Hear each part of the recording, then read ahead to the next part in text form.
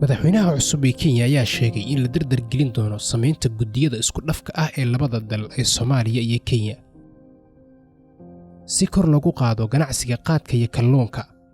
Suuqa kalluunka Kenya waxa uu labadii sano ee u dambeysay wajahayay dhibaato kaga imanaysa kalluunka laga keeno China, kaasi oo ku imanaya lacag ka yar inta ay ku iibiyaan ganacsatada Kenya, waxaana ay midaasi dhibaato ku noqotay wax soo saarkii iyo ganacsatadii dalka. Kenya soo ma saari karto inta tan ay u baahan tahay sanadkii, waxaana ay sanadkii u baahan tahay 500,000 oo tan, waxaana ay soo saari kartaa oo kaliya 365,000 oo tan.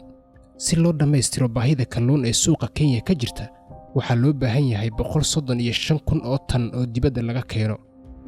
Sanadkii ugu dambeeyay waxa ay China kalluunka ee Kenya geyso ka faa'iiday $18 milyan, waxaana ay dawladda Kenya u baahan tahay malay aan raqiis u ahayn sida midka China si uusan u dhibaateyn wax soo saarka kalluumaysatada dalka.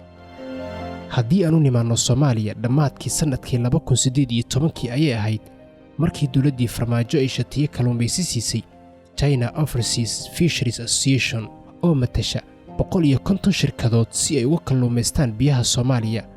waana markii ugu horreysay burburkii kadib ay dawladda Soomaaliya siiso shati kalluumaysi shirkado shisheeye.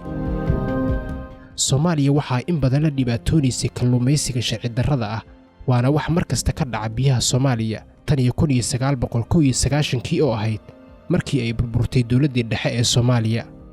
sida uu daabacay wargeyska The Times sanadkii 2009 isaga oo xiganaya xogta qaramada midoobay, waxa uu sheegay in kalluumaysiga sharci darrada ah ee biyaha Soomaaliya laga faa'iiday $300 milyan, maadaama ay Soomaaliya tahay dalka ugu xeebta dheer Afrika, khayraad badanna uu ku jiro baddeeda.